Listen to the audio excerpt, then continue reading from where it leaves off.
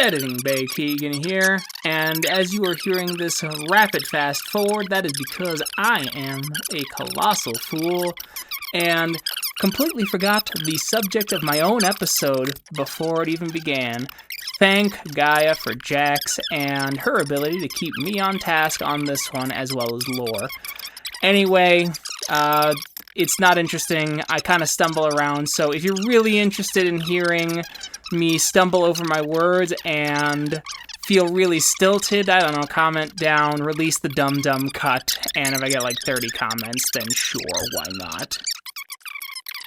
Being, unfortunately, more popular on Facebook does mean I see some of the less appealing culture war memes in the tabletop space from things, because Facebook's like, wow, you like tabletop? Here's the most right-wing group of weirdos you can imagine who also like D&D. Yeah. And it's just like, please. I mean, I've also seen people be like, well, I won't play Vampire because I've heard it's the sexiest game. And, like, people just are very sexy about it. I've heard similar things for Werewolf, but the other things about it, which like, I'm in the LARP scene, and, like, a lot of people in LARP are, like, have been doing this very weird thing where they'll be like, oh, well, I don't play this one game because it has sex in it, and that's gross and weird. And they're like, oh, what game are you coming from? Oh, yeah, I'm coming from the game where we have very complicated and intricate torture mechanics. Like, yeah, that's purity culture is on the rise again, man. And, like, I say this as somebody who grew up in far-right circles and, you know, babysat at pro-life conventions and stuff. I know purity culture when I see it, and it's... people get real fucking weird and defensive of their spaces, especially when fascism comes around, because fascism breaks us into the other and the in-group. And even if you yourself are not a fascist, you get really paranoid about, like, incursions of unsafe people into your space because the outside world is unsafe. So, you know, we're going to try and keep this space as safe as we can. And then people are like, well, they said this, so clearly that means that they are enemy number one. And I'm not talking about, before you get all Twitter brained, I'm not talking about people who, like, say slurs or whatever. I'm talking about, like, for example, this guy likes to roleplay romance in LARPs, but he's in a monogamous relationship. And I think that means he's cheating on his wife. And I haven't bothered asking him, but I'm going to go to every LARP that I'm a part of, and I'm going to put it in their safety notes that this guy is probably a serial cheater, and he shouldn't be allowed in. And, like, I'm just so fucking tired of us policing each other, because I get why we do it. Because it's so much easier to police people we view as people rather than as part of a destructive system. Like, it's a very human impulse. Like, we control the things we feel we can control, and, like, we ignore the things we feel we can't control, or we try to control the things we know we can't control and we burn out. But, like, the purity culture on the left is insane, and it keeps getting insane. I agree, and I think a lot of people on the left specifically, right, they understand that, like, carceral, like, systems are bad, but because they never actually unpack that part of themselves, they are some of the most carceral motherfuckers out there, or just as carceral as people on the right, because there's this, I don't want to sound like, because it's not true for many people, but there's a certain section of either gamer, because those are the people I have the most experience with, or online person who just never unpack that carceral part of themselves and are just like, no, I'm not carceral, and they, like, recoil at any sort of, like, introspection. Very easy to jump on the bandwagon, or start the bandwagon and just, well, as you were saying, Jack, just make all these wild assumptions, regardless to your knowledge of said person, how you interact with them. Just the slightest thing that might be perceived as being wrong, or even if it's just something that has happened and it's just clearly a mistake. It's easy just to drum up drama, and then if things don't go quite their way, just continue to push at it because it makes you look like a good person rather than, all that other stuff that you articulated much better than I possibly could. So this brings me around the whole kill the cop in your head discourse, because that's what that means when people say kill the cop in your head. It's kill the urge to police everyone around you. And like, even like if they're making mistakes, I think it's fairly easy to tell who's making mistakes and who's shit testing. But also I know that I'm the sort of person who's like, well, maybe they did make a mistake. And maybe, when it feels like maybe they are actually shit testing, it's easier to be like, well, maybe I misunderstood them because I'm, in control of myself. But the sort of kill the cop in your head impulse is less of a call, is a call to be like, hey, give people some fucking benefit of the doubt. If you haven't read Hot Allostatic Load, you should read Hot Allostatic Load. But this brings us to what I wanted to talk about today, which is a really awesome piece of theory called Against History Against Leviathan by Freddie Perlman. And we're bringing Against History Against Leviathan by Freddie Perlman onto the podcast because I read it for the first time this year after a friend of mine read it and gave me notes and allowed me to parse it, because Against History Against Leviathan is very narrative. It's not like a lot of other theory. It's telling a specific story and it's using its specific idiolect to tell that story. So it can be a bit of a difficult read if you're not like buying into that. But that's the same with role-playing games too. So I found that kind of an easy in. And as I'm reading it, Against History Against Leviathan is an anti-civ piece from the 1980s.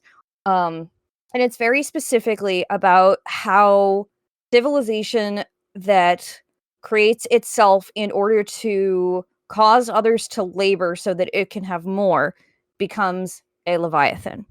What is a Leviathan, you may ask? A Leviathan, stop me if this sounds familiar.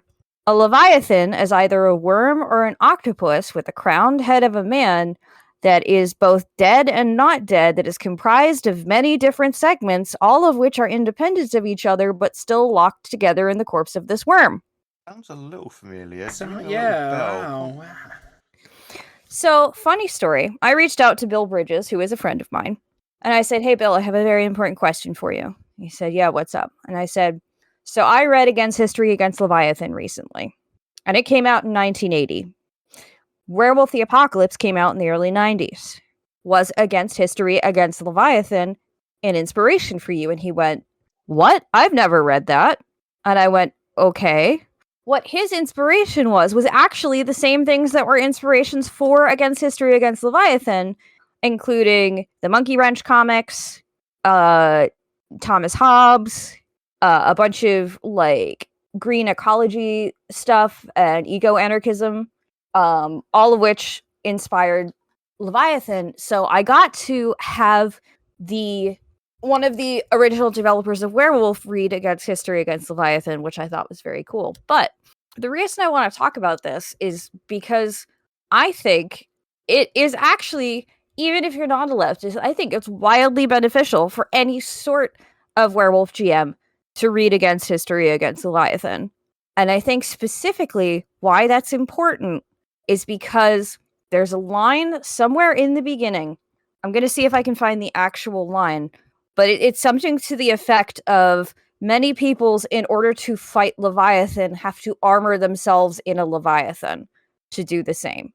And we've read the War of Rage, the Interregnum, the Anything. Like, the main conflict, and I think people forget this, one of the main conflicts in Werewolf is these wolves have cops in their heads. They are constantly policing each other. They are constantly looking out for any sign of slippage in each other. They killed whole species in a planet they were sworn to protect because, they could possibly go wrong. And not only did reading Against History Against Leviathan give me verbiage for things I was struggling with, but made me understand Werewolf like a whole lot better. Fair. Thank you. I wrote it down so I can put it on my wish list for thrift books. I'm so glad you said that, because you can get the whole thing for free on the Anarchist Library, and you can even download it as a PDF. You can print it in zine form. You can share it with your friends. Wonderful. Like, yeah, you can put that in the show notes. I will put it in the show notes. Correct. To two side tangents based on what you'd said about policing and things like that and people coming to conclusions that popped in my head, but you were on a roll and I didn't want to interrupt you, is one, put out a meme critical of Werewolf Fifth, and someone came on and went, Werewolf Fifth is just not good, and some guy answered every Werewolf Fifth isn't good comment with, I bet you like you're playing your Nazi get, don't you right winger? And it's like, oh my god, buddy. And I only replied once of like, I'm like, hey, you can have taking the Fenrir out of the equation entirely. You can have criticisms of this game and why it is not a good game. Let's not jump to those conclusions. Some people did want that, but some of those people were going to do that in W5 if the game was actually good. So that one, and then two, the Against Leviathan and the inspirations I didn't know by Bill Bridges. That's really cool because I always saw Werewolf specifically more so than any of the other Werewolf games actually being in conversation with Michael Moorcock's Eternal Champion, where the cosmic force of balance disappeared, and in most incarnations of the Eternal Champion, he's fighting against chaos, and chaos coming to unravel everything. But in Werewolf, it's the opposite. Chaos is receding, and law is essentially permeating through the universe because the cosmic balance is gone to crystallize everything. Yeah. But no, I think the Against Leviathan, is an interesting one. I look forward to reading that and synthesizing some additional thoughts. Well, I want to read you. I want to read you a couple parts of it. Okay. So from the beginning, I'll borrow Toynbee's term Mother Earth. She's the first protagonist. She's alive. She's life itself. She conceives and births everything that grows. Many call her nature. Christians call her wilderness. Toynbee's other name for her is biosphere. She is the dry land, the water, and the earth enveloping our planet. She is the sole habitat of living beings. Toynbee describes her as a thin, delicate skin, no higher than planes can fly and no lower than mines can be dug. Limestone, coal, and oil are part of her substance. They are a matter that once lived. She selectively filters radiation from the sun, precisely in such a way as to keep life from burning. Toynbee calls her an excrescence, a halo or a rust on the planet's surface, and he speculates that there may be no other biospheres. Toynbee says that mankind, human beings, in other words, we, have grown very powerful, more powerful than any other living beings, and at last more powerful than the biosphere. Mankind has the power to wreck the delicate crust and is doing it. There are many ways to speak of a trap. It can be described from the standpoint of the self-balancing environment of the trapper, of the trapped animal. It can be described from the standpoint of the trap itself, namely from this objective, scientific, technological standpoint. There are as many ways to speak of wrecking the biosphere. From the standpoint of a single protagonist, Earth herself, it can be said that she is committing suicide. With two protagonists, mankind and Mother Earth, it can be said that we are murdering her. Those of us who accept this standpoint and squirm with shame might wish we were whales. But those of us who take the standpoint of the trapped animal will look for a third protagonist. And a little bit later, it is my aim to speak of the beast's body. For it does have a body, a monstrous body, a body that has become more powerful than the biosphere. It may be a body without any life of its own. It may be a dead thing, a huge cadaver. It may move its slow thighs only when living beings inhabit it. Nevertheless, its body is what does the wrecking. If the biosphere is an excrescence on the planet's surface, the beast that is wrecking her is also an excrescence. The Earthwrecker is a rust or halo on the surface of the human community. It is not excreted by every community, by mankind. Toynbee himself puts the blame on a tiny minority, on a very few communities. Perhaps the cadaverous beast was excreted by only one community among the myriads. And then a little bit later, hold on. Thank God you came in with a plan because I was just bouncing all over the place. No, I was told I was here to discuss Leviathan, and I am discussing Leviathan. Wonderful. I may have forgotten because I just, once again, that is A-okay. All right. So this is more about Leviathan itself. The slave's ancestors did less work than a corporation owner. They didn't know what work was. They lived in a condition Jean-Jacques Rousseau called the state of nature. Rousseau's term should be brought back into common use.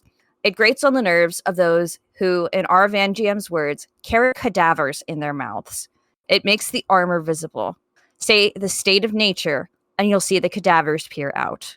Insists that freedom and the state of nature are synonyms, and the cadavers will try to bite you. The tame, the domesticated, try to monopolize the word freedom. They'd like to apply it to their own condition. They apply the word wild to the free.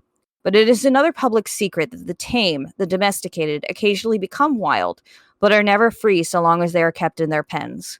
Even the Common Dictionary keeps the secret only half hidden. It begins at saying free means citizen, but then it says free, A, not determined by anything beyond its own nature or being, and B, determined by the choice of the actor or his wishes. The secrets are out.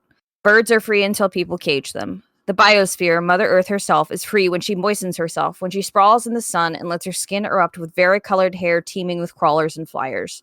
She is not determined by anything beyond her own nature or being until another sphere of equal magnitude crashes into her, or until a cadaverous beast cuts into her skin and rends her bowels. I'm trying to find the bit where it talks about armoring oneself in the Leviathan, but those are two really good quotes. Yeah, and I definitely see the Werewolf the Apocalypse in those. Yeah.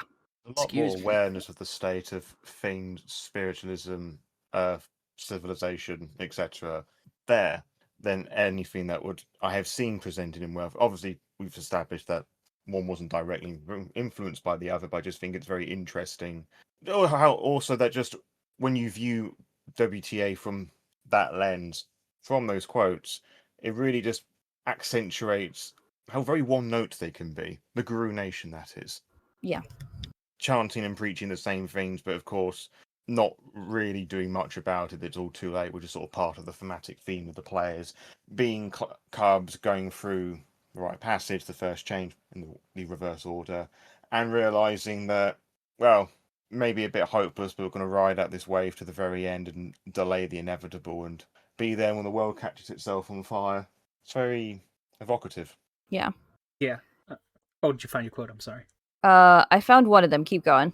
Oh, yeah, no, and this is kind of the thing that I've kind of stressed with my players privately and I've talked about elsewhere is Werewolf specifically. And there's many other games, obviously, but since this is more in my wheelhouse, obviously, is Werewolf is just better when you do really dive into the political aspect of it and like latch on. And it's very interesting to see. It's almost a litmus test when you talk about what are the politics of Werewolf the Apocalypse, because I've had people come in and go, yeah, Werewolf's great. They're killing a bunch of drug dealers because drugs are bad. I'm like, oh, buddy. That's not what that means. No. Yeah. I found the quote. Oh, wonderful. All right, so it's actually two quotes, but we'll smash them together. So the first one is Sargon's withdrawals of human captives from the entrails of the dead worm are at least as common as the swallowings of small leviathans by larger ones. People do not only revolt. People actually leave, escape, and get out. They try to do so all the time, and they frequently succeed. Sargon's reign was long. His empire lasted for 2 generations. It ended when all lands revolted against him and beset him in Agade, in the words of a cuneiform tablet. Nothing is left of the enormous leviathan that sprawled all over the Fertile Crescent. Unfortunately, segments of the decomposed worm remain scattered all over the countryside, and each segment tends to recompose itself into a complete worm. Dead things have powers living beings lack. Biologists will try to give the strange ability of the dead to the living by a process called cloning. Some of the fragments, the ones containing the rich and the powerful, succeed in giving motion to a new worm, and a new leviathan punishes the withdrawers by reducing them to outright slavery. And the second quote, the great leviathan is destroyed for many people permanently. A similar leviathan will not rise again in this part of the world until 4 generations later. Anarchy returns to the Fertile Crescent. Unfortunately, this is not the anarchy of a former age. The human beings who have withdrawn from the leviathan are maimed. Their armor doesn't come off. In many, the potentiality to be human remains nothing. The region itself has been turned by the warring leviathans into an inhospitable wilderness. For some of the allies, for example the Gutians, who had been invited to help overthrow the Great Worm, try to set in motion a worm of their own. modeled on Lugal Zagazis and Sargons. Nevertheless, the captives withdraw, apparently preferring even this flawed anarchy to the Leviathanic order. What does this suggest to the two of you? My goodness, I didn't expect to be in class. It is the cycles of power, and like you said, killing the cop in your head because you're wearing that armor, which does influence you. So you end up recreating, even if it is unknowingly, the systems of power that had initially trapped you, and because you're the one doing it, right? Those who dissented in a way that you don't like are the ones who are punished. I'm We all sort listening of benefit correctly. from a system that we fight against, dislike, that oppresses us, etc., and so forth. Yeah, and in a way, that intergenerational trauma reproduces itself. So does the worm reproduce itself, both here in Against History and Against Leviathan, but also in Werewolf the Apocalypse, because the werewolves, in a very real way, are maimed socially and emotionally. Their immediate response to anything is either violence or ritual. They're not curious. Like, it is very hard for them to be curious without being accused of being worm tainted. And they do engage in eugenics because they see that as necessary for the safety of their people, because they don't want that worm incursion. But when you start killing off people in order to prevent yourself from becoming a worm, what does that turn you into? Yeah, you become the worm. That's the whole thing, right? The aspect too of werewolf rage, possibly being a gift originally from the quote unquote uncorrupted worm, power of destruction to be more efficient, but when the worm fell, so too did rage, and thus thrall of the worm and things like that to some degree. I was Yeah, going to say there's and literally a mechanic and frenzy in there for all of the worm, with depending on your breed form, there are different aspects of the worm, the Leviathan, whatever, that takes over, that really presents itself on its sleeve. yeah, and like, every World of Darkness game has that sort of like, I'm taking this character out of play because they're lost to this banality or bedlam. I'm just thinking of that because I fucking wrote Changeling. Or Wassail, or I know in Werewolf it's Harano, and I think there's one for Rage, because I know Harano is the depression one. I don't remember what the Rage one is. They in the older version they didn't really have one.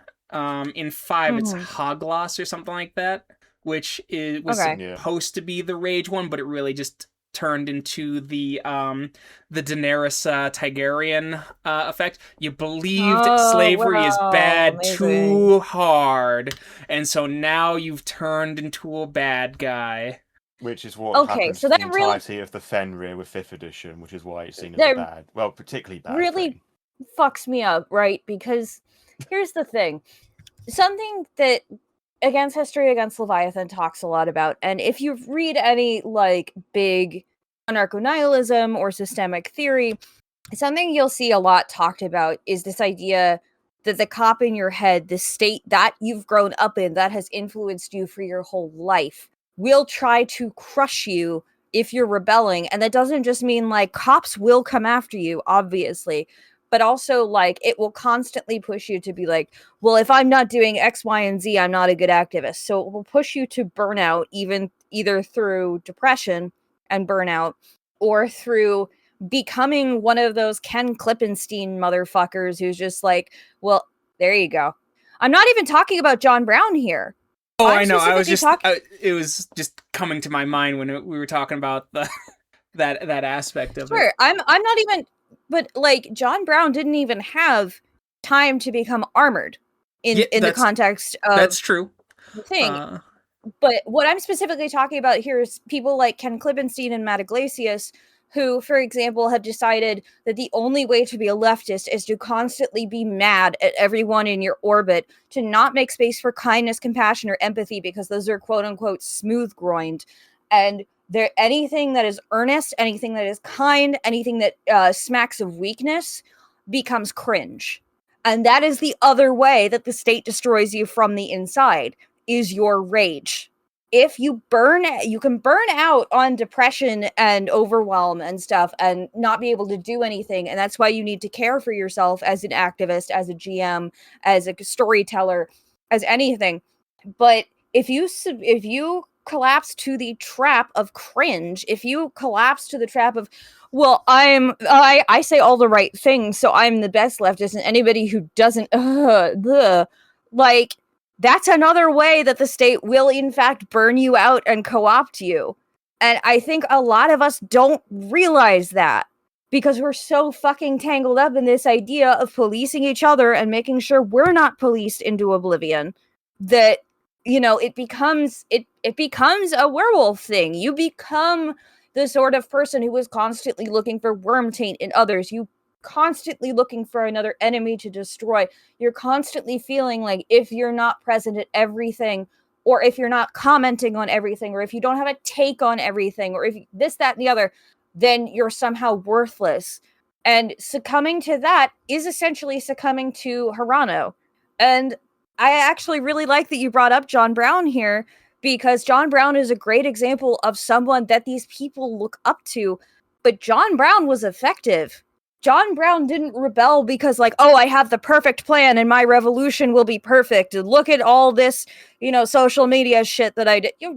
Look at all this 1800 social media shit that I did. I'm so popular. I have the best theory. No, that guy was an anarcho-nihilist. He didn't think he was going to win. He did it because it was human. Yes. I think he thought his plan might have worked. I think he would have been more of what Marx and Engels derogatorily referred to as a utopian socialist. But John Brown also hated, and this is actually a perfect segue, right, is you see this a lot in leftist circles here in America especially, and it's because trying to figure out how I want to go with this. Apologies, is he actually hated a lot of Marxists in America at the time, and it makes sense because the Marxists of the 1800s essentially made similar arguments to some quote-unquote leftists do now, in that they actually hated abolitionists because that was a distraction from class struggle. Mm-hmm. And that which is wild. Which is goofy as fuck, because it's the idea that people who are enslaved are not part of a Zeke or wage enslaved class, which they are. It's in fact an extreme form of wage slavery. But then you have the, okay, what power are you actually aligning with here? We're recording this after all the Graham Plattner stuff has come out. And to be honest, that was extremely triggering for me, because as somebody who dated a bunch of tech bros in Silicon Valley in the 2010s and who came out in the 2020s as having dated these wealthy men who are involved with Palantir and stuff like that, and people were like, oh, well, no, she's just saying this because she doesn't like us and she's a liar and blah, blah, blah, blah, blah. And seeing all of these people be like, well, this is just establishment Dems targeting a left. No, this is a man whose politics were good, and his victim, at least one of his victims, says she didn't want to come out against him because his politics were good, and she didn't want to fuck his race because she agreed with his politics. And that is really fucking brave of her to come out against that, because that is so hard.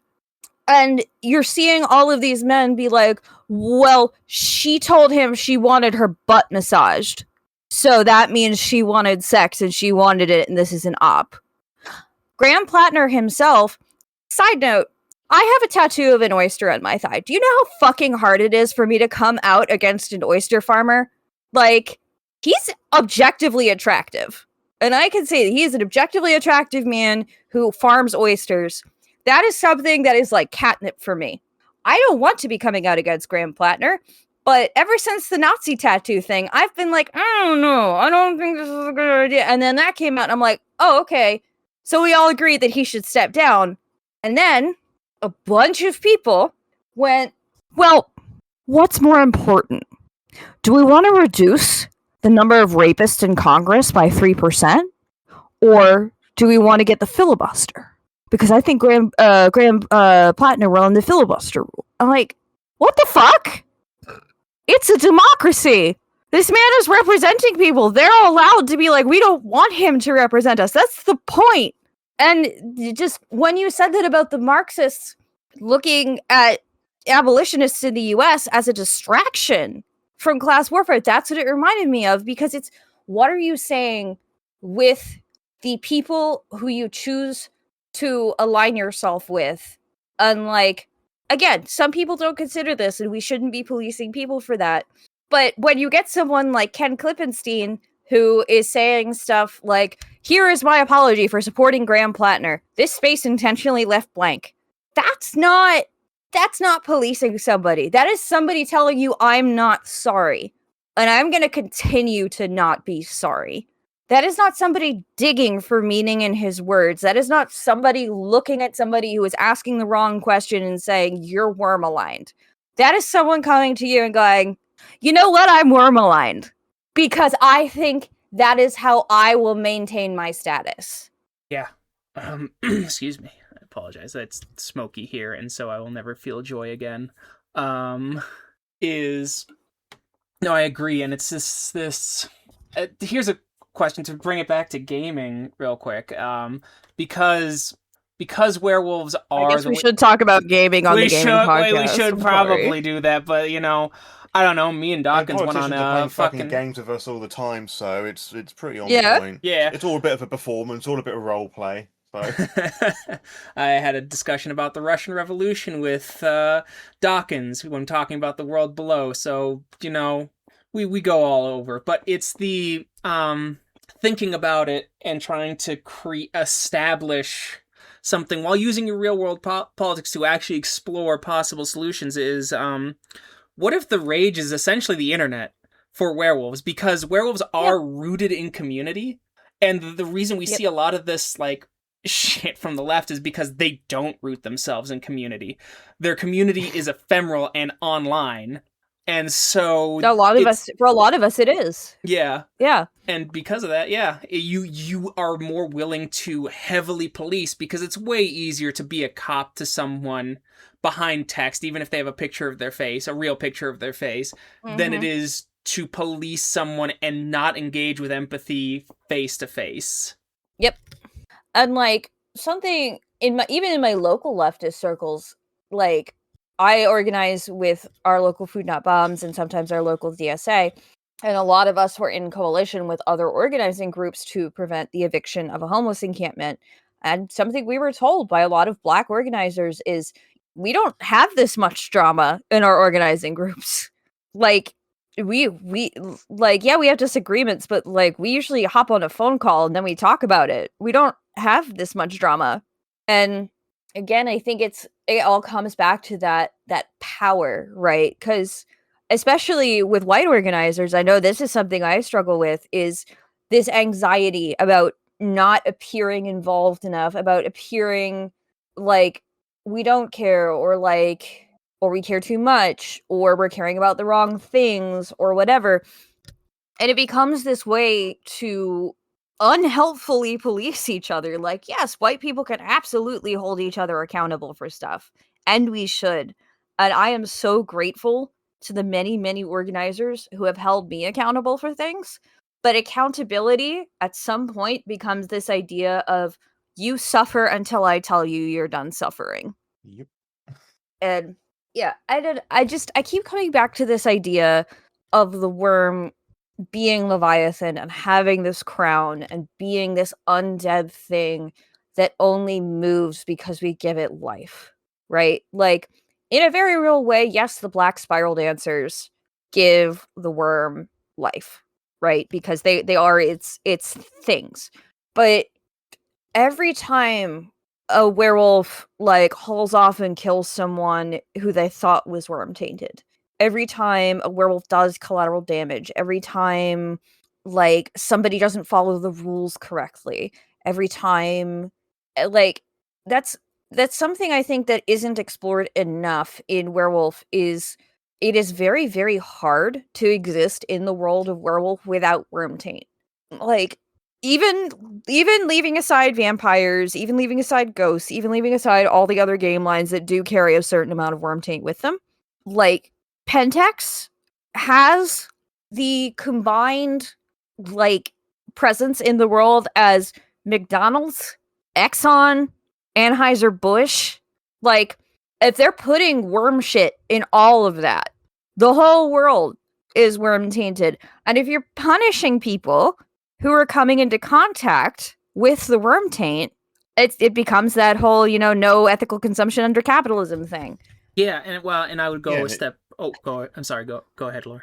I was just going to say, like, even its most basic description in the core books and the Book of the Worm, first one especially, the worm is death, the worm is entropy, it's all these other things as well. As you say, it's in everything, so it's difficult to uphold that bit of the litany, like kill the worm where it breeds, because it is in everything, and it's a subtle influence for me. It's not this maniacal, like, mustache twirling villain that is puppeteering everything. Sure, some of the fiction pushes that direction on occasion, but it's the actions of humans and people and disease and corruption and capitalism that is giving it power. I mean, you made all the comparisons a moment ago to all these companies. Pentex is essentially like its take on Nestle, of all the things and corruption does with different companies and branches of its own. It's a war that they can't really win, but it's just, as you say, it's just not really explored much, because I think that would just turn a lot of World of Darkness and Werewolf players off, because, as it was so bluntly put, it's just the hack and slash kill the subsidiary game that doesn't really want to explore the deeper ethics of its politics and the sense of its community. I've had some really cool conversations with some really cool people about Werewolf, but that's all from people reading in between the lines of the fiction and essentially headcanon. It's very little about, beyond the sept functions, like giving back to the people, because no, the people, the bad ones, they're spreading the taint of the Weaver and the Worm, but they don't talk about the Weaver as much because reasons. It's very frustrating. and then I say me because I've talked about this on my own channel before. People just give me like weird side eyes, like, what the fuck are you talking about with all these different things? That's not mentioned in the books. No, because you just engage with your brain, please. Yeah. For me, I think even if you remove the worm-tainted products from Pentex, because of its intentionality, it would still create worm taint, and what makes it difficult for the werewolves, because desperation, famine, things like that, all things baked into capitalism, and Pentex being such a pro-capitalist organization is going to create those anyway. And that's where people think the meme of werewolves just being constant colossal failures doesn't really engage with the fact that our system constantly reproduces these things that would create spiritual impressions, to the point where, yeah, the world's failing, but it's kind of impressive in some ways. The world isn't worse in the World of Darkness. Well, it couldn't, because it'd be too comical, so that's kind of a limitation of the setting. And then my second thought to Lore's thing is not engaging in subsidiary whacking and things like that, is because in America it's such a highly individualistic culture that there's this, and Europe to some degree as well, is this desire to be heroes means you have to do the grand thing. And Werewolf pushes that to some degree as well, and that's why you end up in this game that puts out interesting ideas but doesn't fully engage with them all the time. Yeah.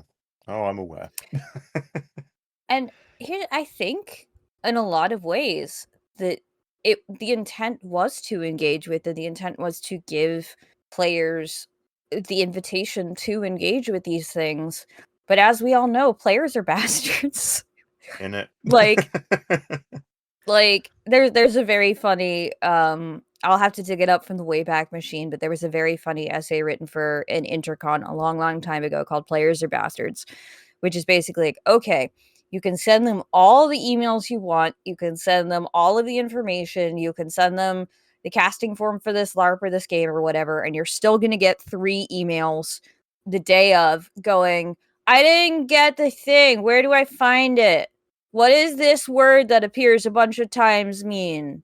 And we go fucking nuts. Fellow players and GMs go fucking nuts trying to tear our hair out, being like, why don't they get this? How do I get this in a way they get this? And sometimes you just have to accept that players is bastards. And that includes me. I've done this. The corollary to this is LARPers don't read. So, like, yeah, no, I get it. I've definitely done that.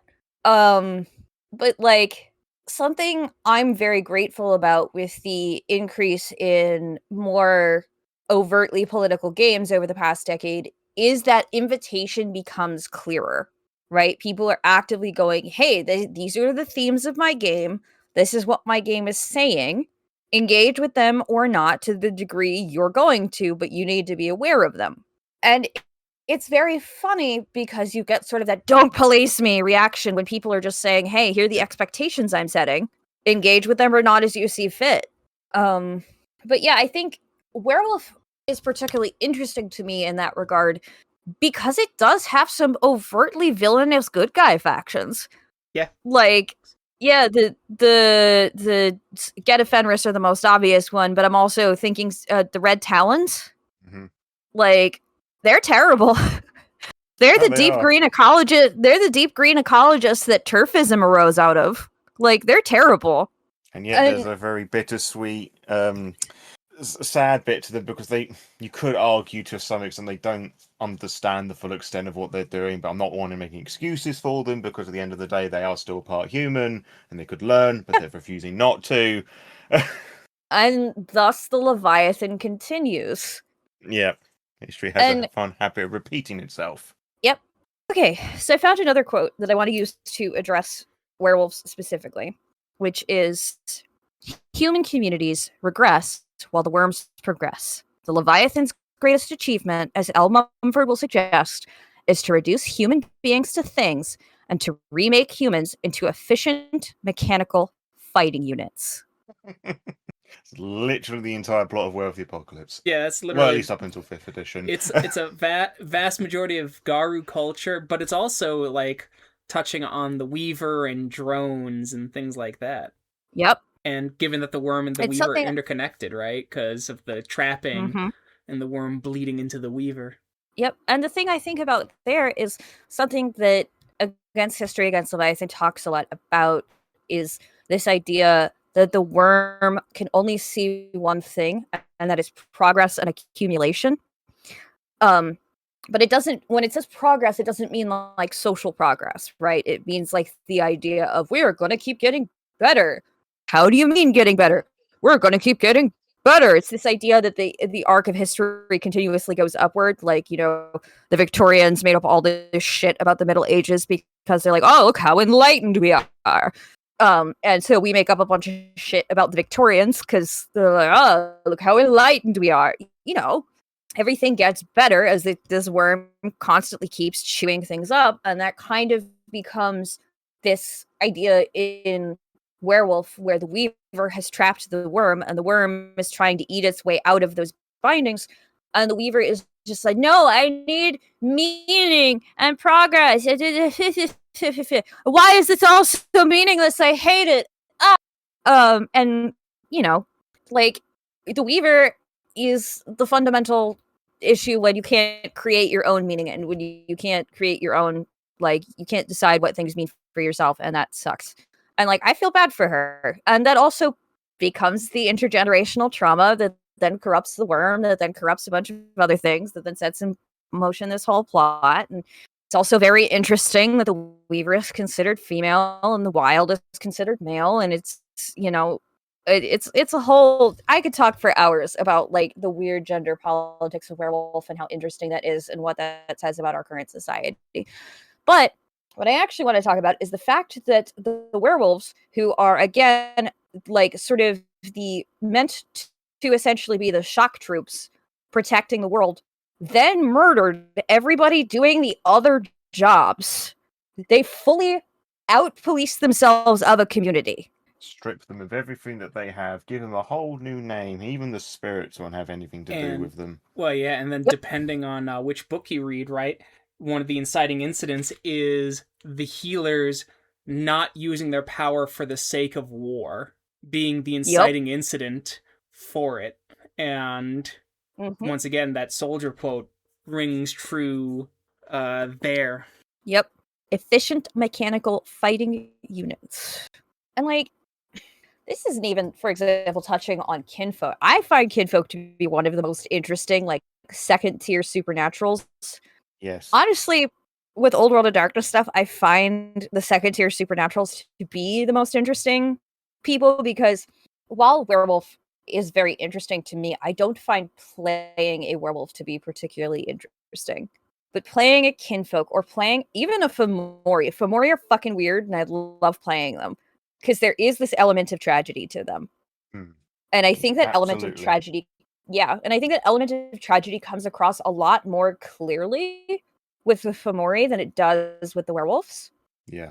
It's more relatable because at the end of the day, it's someone essentially fallen down in their luck and just gone through some rough shit and fallen into temptation, and it's just easier to do these horrible things because they have such little self-motivation, little respect for themselves. You know, somebody who's nearly been there themselves. It's very easy to relate to them. Sure, it's all blown out of proportion with how the Fomori end up looking, but again, that could just be another manifestation of how one may see themselves as just gross, ugly, nobody would love them, etc., so forth. Yeah. Yep. You know, one day you are the stereotypical wife bad dude, and then you're throwing up worms. Kind of wish I could make some people throw up worms, but I get it. Yeah, I get it. But But like, yeah, it's just, and kinfolk, because kinfolk are just fuck meat to a lot of werewolves. Yep. In the same way, ghouls are just kind of not really fuck meat. They're more like possessions to vampires. And do this thing you for have you, sort of slave. this element of like turning people into consumable products, which again comes back to this quote of mankind regresses while the worm progresses, because you're turning people into things. And once you start turning people into things, into tactical maneuvers, into fuck meat, into sets, then you're already inside of the Leviathan. No, I'm gonna have to. It's on my list. Unfortunately, my reading list is a mile long, but I will probably push this one up to the front of the queue. Hell yeah. I am. So, fun fact, I read an audiobook for Desert, which is another excellent anarchist text, and I've read one for what's it called? Blessed is the Flame by Sarah Finsky, which is another one of my favorites. I will probably be doing an audiobook for this one, just because it's such a fun, flowing. It reads like a werewolf prophecy, is the thing, because it's very heavily steeped in metaphor and emotive language, and it's very narrative. If you've ever read The Prophecy of the Phoenix, which is one of my favorite pieces of just werewolf lore, like, it reads like a more overtly eco-anarchist Prophecy of the Phoenix. And it's awesome. And I love it. And it was so cool being able to be like, okay, I understand the cosmology of Werewolf the Apocalypse. I can use that as my key to understanding this very specific and classic piece of anarchist literature, which will then allow me to understand werewolf better. Fun fact about the Prophecy Phoenix: I actually tried to remove the Malthus from the overpopulation line by putting in a bit that werewolves didn't quite understand, especially the Red Talons. Funny enough, is we don't consider people unless they're part of the developed world. And so there's too many people over-consuming in the developed world and crushing everyone else, which is the too many humans line that I kind of tried to rework while keeping the prophecy text the same, because I'm not good at poetry. That's interesting. So I like that a lot. I like the idea that, like, the Phoenix was trying to be like, no, y'all need to stop doing top-down bullshit because it's harming everyone. But I love the idea of reworking that. And again, the idea that it came from a flawed source because it's a prophecy being given to a werewolf who has their own biases. Was it not given to a Red Talon, no less? No, the Prophecy of Phoenix, right. I thought the Prophecy of Phoenix went to a Silent Strider. That would also make sense. It might be the other prophecy, one of the there's many. 10 prophecies from the Dark Ages that the Red Talons received, because they are the tribe of prophecy as well. But yeah, it's okay. That was that I was thinking of. Yes. Yeah. But that would also make sense for a Silent Strider to be like, yeah, no, there's too much, because like they're like manipulative, and a lot of them have their own biases toward power. Yeah, and Yep. because they grew up with, pharaohs and emperors, and then their next thing is like, yeah, there's definitely too many people. I'm bothered by ghosts every day. Yep. So I too am bothered by ghosts. Oh, well. And the whole thing of the biases, they all feel, well, they all say that they feel bad with the genocide of the various changing breeds and the Impergian, but all of them in their revised tribe books at least say, oh, we regret doing this, but it's a necessary evil. Yeah. Yeah. And they're all bastards. Yeah. I think the only exception was the Red Talons with like, they did it, but we weren't in charge, and we just had to follow orders. Like, okay, buddies. Yeah. Great, awesome. Yeah, so I just love that this game is in such conversation with that sort of late 80s, early 90s eco-anarchism that came out. And I think I really encourage folks who are listening to actually go and read some of the Monkey Wrench comics, because there's an entire book called Monkey Wrench Pentex, which is very specifically based off of the Monkey Wrench comics. Strongly recommend that.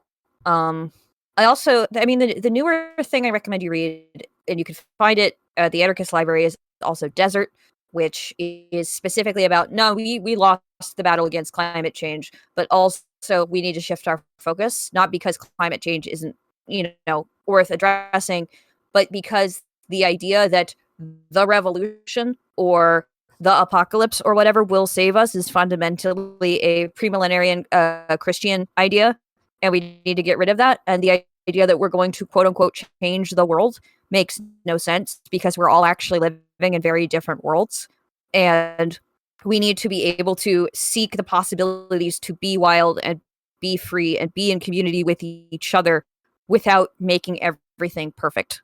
Yeah, couldn't agree more. Mm-hmm. I have a neighbor group, and there are a few people who are definitely more conservative, but knowing your neighbors and them actually helping out with things, even if they don't know they're doing mutual aid, has been helpful. Like, yep. The general theme of this conversation really has been empathy and trying to understand somebody else, even if you don't necessarily agree with them. And obviously, calling out on shitty behaviour is really important, all that. It's just not wanting to sound too much like a hippie at the moment. We've got one planet, and it would just be nice if we could all just get along at least once, just to make the best of what we have, because we are speed running any percent this little rock to the fucking ground. Please. It's outside the scope of this talk. Please, both of you, feel free to join again in the future. But VTTs, hell yeah, breaking up the community aspect of tabletop role-playing games so they become more of a product and less of something you do with your friends. Like, I understand VTTs are important for some people. I lived in the sticks. My town last census had like 150 people live in it. And then the greater region, which is like twice the size of the city I live in now in terms of square miles, had 6,000. And I had to drive like 45 minutes to middle and high school sort of thing. Like, so if I'd gotten to the hobby then, VTTs would have been a lifeline and a lifesaver. But also people are starting to use it more as a way to kind of just, what's the word I'm looking for?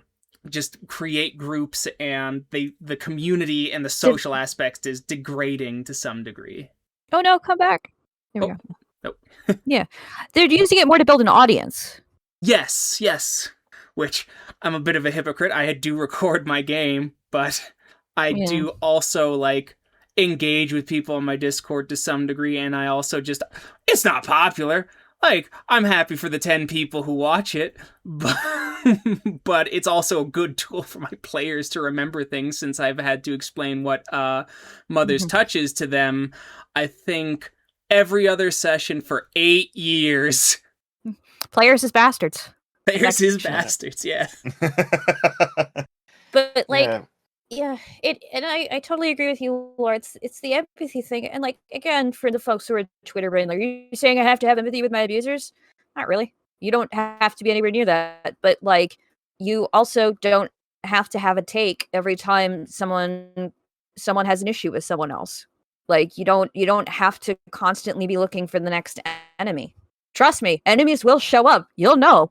You don't have to be constantly looking for one. Anger is physiologically addictive. And a lot of people with ADHD and autism, because we have such problems getting dopamine, one of the easiest ways to get dopamine is to be righteously angry about something, especially if it won't physically or like monetarily affect you. Yep. It sort of links it back into werewolf rather nicely when I'm describing mainly to vampire players what exactly the rage of the werewolves is. It's not just like them hulking out and getting angry for the sake of getting angry, not being able to control themselves. It's like yes, it's an anger, but it's like a supernatural anger to get shit done. It's used as a tool to master it, to not let it become a part of you, which is part of the reason why you lose. I can't remember which renown it is. You lose renown by succumbing to frenzy because you're losing yourself and causing unnecessary damage and destruction to those around you, and shaming yourself and shaming your family, you're shaming your pack. Just the whole fucking Mulan quote. It's just so many little bits and pieces to that. It's not just anger. You can control it and just not having to seek it out all the time. In contrast to what the litany says, it's a double-edged sword, right? It is there to create, but you can cut yourself with it, and I think there would have been interesting ways to like modify that in the old versions. I think there would have been interesting ways to do it in V5, but V5 really, or I'm sorry, not V5, Werewolf 5th, very specifically it's mostly a bad thing unless you're breaking something, which is just so fucking wild. Like, people have never fucking like set up a party with people because they were mad at someone else, or done anything like built something in their house because they were mad about it. The interesting part of rage is the materialist dialectic of rage. Playing rage without that dialectic makes it stupid. Yep. Nothing meaningful in this world has not been done because there hasn't been some decorum of rage in there. It's just using it effectively. I do want to, before we go, I want to tell you about my new form of praxis that I've been engaging in, because I have been very burnt out, and like I have been thinking about Leviathan, and I have been constantly thinking about how Leviathan has been turning me and everyone I love into efficient fighting machines, or fuck meat, or bodies to do things with to get more money. So, do you guys know what a cupcake sandwich is? I promise it's not anything weird. No, actually, I don't. Weird or normal or otherwise. Presume it's not a cupcake sandwich. No, it is. If you cut the bottom off a cupcake and you stick it on the top of a cupcake, you are now eating a cupcake like a sandwich. I found this out a week ago, and it blew my fucking mind, right? Because, like, nobody that I know of has ever done that until a friend of mine did it at a Food Not Bombs event recently, and I'm just sitting there for 5 fucking minutes going, you could do that? That's possible? What? And then I went and I wrote on my blue sky, another world is possible. You can make a cupcake sandwich. And it is a tiny, tiny fucking way of breaking social norms, like emotional expectations, etc. You're just taking a cupcake and making it into a sandwich. That's fucking praxis. That is anti-Leviathan, because that is something that is unexpected. It doesn't harm anybody. It makes your life better. Cupcake sandwich is praxis. And, like, does cupcake sandwich save the world? No. Does cupcake sandwich overthrow terrible government? No. Does cupcake sandwich make you curious about the world around you and start seeking out different ways to do things and reaching out to people and showing people new things? Absolutely, it does. Live in your own little world. Fuck yes. Well, we are close to time, so we'll just go around. Lord, where can you be found if you so wish to be found? I can be found on most online social media spaces. I am mostly found on Blue Sky, perhaps a bit too much, for better and for worse. Law by Night, VTM at Blue Sky Shenanigans, or whatever the fucking at URL is for Blue Sky, I can't remember. I'm also on Instagram. I don't use that as much, but I am there. Of course, I have my YouTube channel, which coincidentally is called Law by Night, where I talk about TTRPG, horror shenanigans, Sometimes getting my own rage a little bit better of me when White Wolf do something fucking stupid and I'm the old man shouting at the cloud for treating, well, if this was fucking D&D, everybody and their mum would be wound up, so someone's got to do this. But I also do other TTRPGs, been trying to diversify a little bit for my own sanity from World of Darkness stuff as well, just doing things I'm enjoying, just my own little cupcake sandwiches, as it were. I do a lot of solo TTRPG content as well, because the similar experience, actually. Just watching things on YouTube, and there was just somebody who was talking about this TTRPG supplement called a Mythic GM emulator, and my little mind was like, wait, it's possible to play TTRPGs by yourself? What the fuck? And yeah, the whole Playing with Thyself podcast thing on my channel happened, and it's been some of the greatest fun I've had with TTRPGs over the last few years. If I missed anything, YouTube, Instagram, Blue Sky. I have a Discord server as well, but you're going to have to find that on my own spaces because we've already got a lot of links going on in the show notes here, and I don't want to overpopulate things. Or maybe I do. I'll let other people decide. But yeah, but that's basically me, your Lord and Savior, in a nutshell. And Jax, how about yourself? So I am most places on the internet as Rufflejax. That's Rufflejax. I'm sometimes on Instagram. I'm also mostly on Blue Sky. You can find me on Itch.io as Rufflejax. I have a bunch of cool things, including a game that Laura played on their Playing with Thyself podcast recently called Bear Witness, which is based off of the French horror movie Martyrs, which is another sort of very cool, the world has been consumed by Leviathan and you are a part of it, and now you're going to do horrible things to other people in order to get something nice for yourself. Yep. He really is just all around us. Yes. Dramatic pause. But I've also written for Onyx Path Publishing with Changeling Lost 2nd Edition, Deviant the Renegade, Exalted Essence, etc. You also may recognize my work from the appendix for Considerate Play from Vampire the Masquerade 5th Edition that has regularly gone through some discourse. And oh boy, do I have thoughts on that discourse, but that's for another podcast. Thank you so much for having me on, and I would definitely love to come back at some point so I can just yell about Leviathan. Wonderful. And you all will hear it first. I've been Keegan. This is A Bunch of Gamers. You can find us on YouTube, Facebook, Podbean. I'm on Blue Sky, but I was never on Twitter. I founded a cesspool, and I was proven right.